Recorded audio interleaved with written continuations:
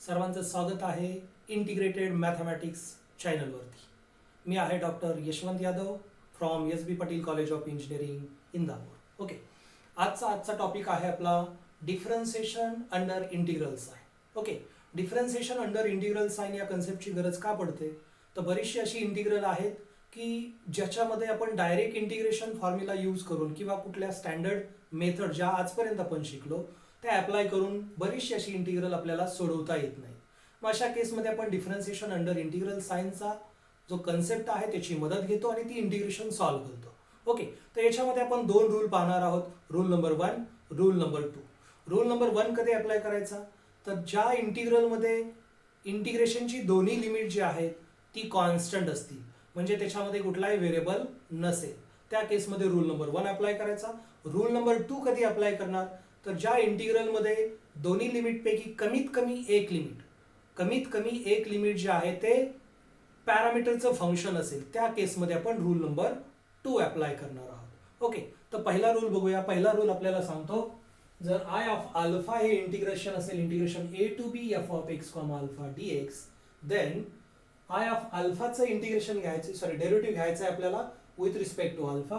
So derivative of I of alpha with respect to alpha become integration a to b partial derivative with respect to alpha of our integrand. आपलं integration जे आहे त्याच्या आतमध्ये derivative जाणार आहे आणि तो डेरिव्हेटिव्ह बनणार आहे पार्शियल डेरिव्हेटिव्ह. कोणाचा? तर आपलं जे इंटिग्रँड आहे त्या टोटल इंटिग्रँडचा, ओके, ज्याचं आपण इंटिग्रेशन घेतोय त्या टोटल फंक्शनचा derivative, partial derivative with respect to parameter alpha. या इंटिग्रलमध्ये ए आणि बी जे लिमिट दिलेली आहेत ते आहेत कॉन्स्टंट. या फंक्शनमध्ये दोन व्हेरिएबल आलेले आहेत, एक्स आणि अल्फा. ओके, या दोघांच्या दोघं काय आहेत? व्हेरिएबल आहेत. आणि अल्फा जो आहे तो आपण पॅरामीटर म्हणून चूज केलेला आहे. एक्स हा पॅरामीटर म्हणून आपण घेऊ शकत नाही कारण त्याच्या रिस्पेक्टिव्ह इंटिग्रेशन आहे. ओके, तर पॅरामीटर आहे अल्फा. तर हा रूल यूज करून आपण एक एक्झाम्पल सॉल्व्ह करून बघूया कशा पद्धतीनं हा रूल या एक्झाम्पलसाठी वापरला जातो. ओके, तर एक्झाम्पल आहे आपलं पहिलं example, prove that integration 0 to 1 x raised to a minus x raised to b divided by log x dx is equal to log of a plus 1 divided by b plus 1 where a and b greater than 0. या ठिकाणी आपलं integrand एकदा check करायचं, त्याच्यामध्ये variable कोण कोण आहे, किती व्हेरिएबल आहे ते चेक करायचं. एकच्या रिस्पेक्टिव्ह इंटिग्रेशन आहे म्हणजे पहिला व्हेरिएबल आहे एक्स, त्याच्यानंतर एकच्या पॉवरला ए दिसतोय म्हणजे दुसरा व्हेरिएबल आहे ए, एकच्या पॉवरला बी दिसतोय म्हणजे तिसरा व्हेरिएबल आहे बी. या ठिकाणी तीन व्हेरिएबल आलेले आहेत, एक्स, ए आणि बी. ओके, मग आता पॅरामीटर कोण घ्यायचा? एक्स तर घेऊ शकत नाही, उरले दोन, ए आणि बी.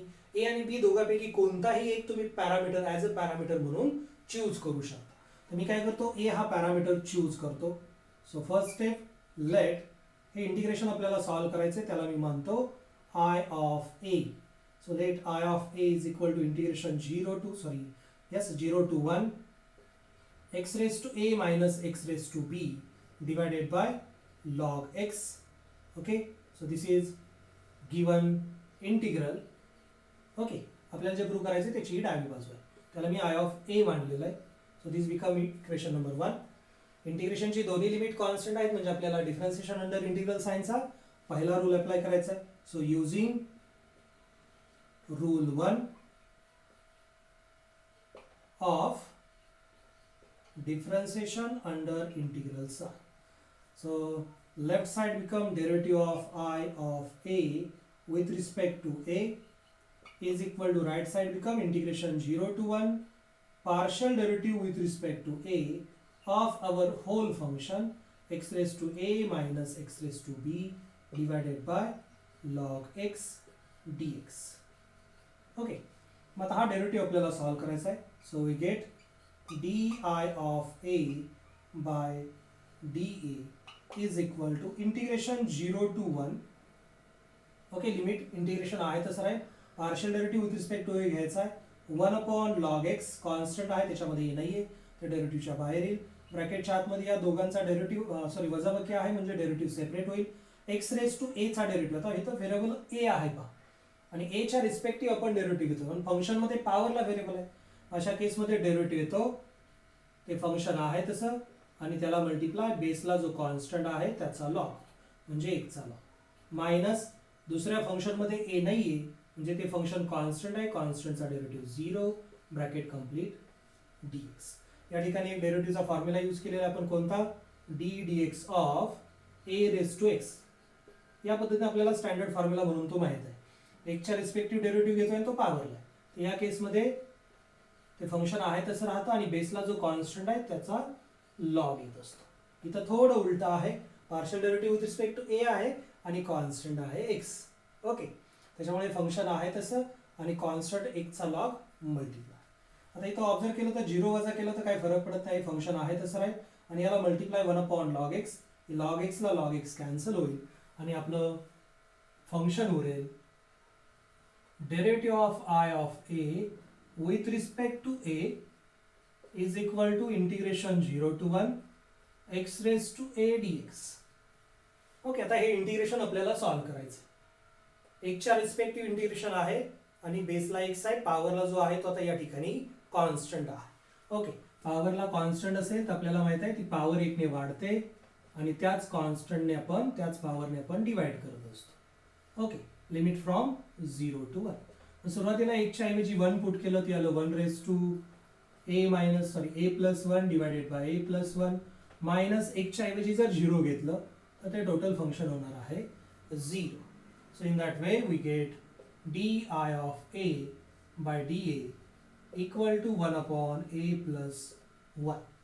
ओके, तर या पद्धतीने हा आयचा डेरिव्हेटिव्ह आलेला आहे. पण आपल्याला आयचा डेरिव्हेटिव्ह नको आहे, आपल्याला आयची व्हॅल्यू पाहिजे, त्या इंटिग्रलची व्हॅल्यू पाहिजे. म्हणजे तो डेरिव्हेटिव्ह गेला पाहिजे आणि तो डेरिव्हेटिव्ह घालवण्यासाठी आपल्याला इंटिग्रेशन घ्यावं लागेल. डेरिव्हेटिव्ह कोणाच्या रिस्पेक्टिव्ह आहे? एच्या, म्हणजे एच्या रिस्पेक्टिव्ह इंटिग्रेशन घ्यावं लागेल. So integrating with respect to a. So we get integration di of a by dA is equal to integration 1 upon a plus 1 dA. Okay, या पद्धतीनं इंटिग्रेशन येईल. इंटिग्रेशन डेरिव्हेटिव्ह एकमेकाची इन्व्हर्स फंक्शन आहे ते cancel होतील आणि उरेल I of a is equal to 1 upon a plus 1 चे इंटिग्रेशन येणार आहे log of a plus 1 plus constant of integral c. Okay, so this become our equation number 2. हे आपलं इक्वेशन 2 झालं. ठीक आहे, कोणता फॉर्म्युला यूज केला इंटिग्रेशनचा? Since integration dx upon ax plus b. या ठिकाणी x हा व्हेरिएबल आहे आपल्या फॉर्म्युलामध्ये, या केसमध्ये येतं log of ax plus b divided by coefficient of x which is a. So using this formula. ठीक आहे, या ठिकाणी हा इंटिग्रेशनचा फॉर्म्युला यूज केला. आता या इक्वेशन मध्ये कॉन्स्टंट सी आलेला आहे, परंतु आपलं इंटिग्रेशन जे आहे ते डेफायनाइट इंटिग्रेशन आहे. लिमिट दिलेलं आहे म्हणजे हे डेफायनाइट आहे. ओके, आणि डेफायनाइट इंटिग्रल मध्ये कॉन्स्टंट येत नाही, म्हणजे त्या कॉन्स्टंटची व्हॅल्यू फाइंड करावी लागेल.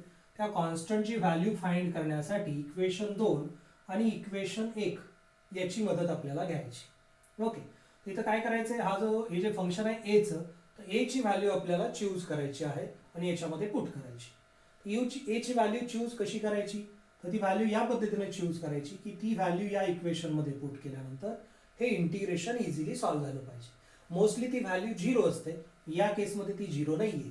ओके, इथं काय घ्यावं लागेल, ए ची व्हॅल्यू जर आपण बी घेतली तर हे इक्वेशन होईल पहा x raise to b minus x raise to b. X raise to b minus x raise to b 0 येते आणि 0चं डेफायनाइट इंटिग्रेशन 0 असते, सर्वांना माहित आहे. ते इझिली आपण सॉल्व्ह करू शकतो. म्हणजे इथं आपल्याला पुट करायचं आहे, put a is equal to b in equation 2. सुरुवातीला इक्वेशन 2 मध्ये ती व्हॅल्यू पुट करायची आहे. इक्वेशन 2 होईल I of b is equal to log of b plus 1 plus constant c. या इक्वेशन मध्ये जिथं जिथं ए आहे तिथं तिथं बी ही व्हॅल्यू रिप्लेस होईल. ओके, मग या पद्धतीने आपल्याला आय ऑफ बी मिळाला. आय ऑफ बी ची व्हॅल्यू आपल्याकडे नाहीये, काय करायचं, इक्वेशन 1 मध्ये ए च्या ऐवजी बी पुट करायचं आहे. So put a is equal to b in equation 1. मग ते इक्वेशन होऊन जाईल पहा I of b is equal to integration 0 to 1 x raised to b minus x raised to b divided by log x dx is equal to 0. Okay, कारण हे function same आहे, same फंक्शनची वजाबाकी 0 असते, 0चं डेफायनाइट इंटिग्रेशन 0 असतं. आता ही आय ऑफ बी ची आलेली 0 व्हॅल्यू इक्वेशन 3 मध्ये पुट करूया.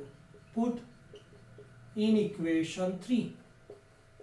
ही व्हॅल्यू इक्वेशन 3 मध्ये पुट केली तर आपल्याला इक्वेशन 3 भेटेल 0 is equal to log of b plus one plus constant c, आणि मग याच्यावरून आरामशीर आपल्याला बी ची व्हॅल्यू मिळून जाईल. काय मिळते ती, सॉरी सी ची व्हॅल्यू मिळणार आहे. हा लॉग इकडे पाठवा म्हणजे डाव्या साईडला पाठवा, त्याचं साइन चेंज होईल, आपल्याला भेटेल minus log of b plus one. So this is value of c. Now put this value of c in equation 2. आलेली सी ची व्हॅल्यू इक्वेशन 2 मध्ये पुट करायची. Put in equation 2.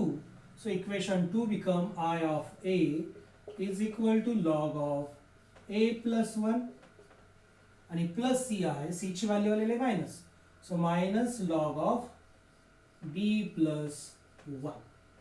ओके, या पद्धतीने हे इक्वेशन आलेलं आहे. आपल्याला जे प्रूव्ह करायचं आहे त्याच्यामध्ये लॉगची एकच टर्म आहे, इथं लॉगच्या 2 टर्म आलेल्या आहेत, म्हणजे या ठिकाणी लॉगची प्रॉपर्टी यूज करावी लागेल. So using property of log, 2 log टर्मची वजाबाकी असेल तर त्यांच्या भागाकाराचा लॉग येतो, म्हणजे येणार आहे log of a plus one divided by b plus one. कोणती प्रॉपर्टी आहे इथं, since log m minus log n is equal to log m upon n, ही प्रॉपर्टी या ठिकाणी आपण यूज केली.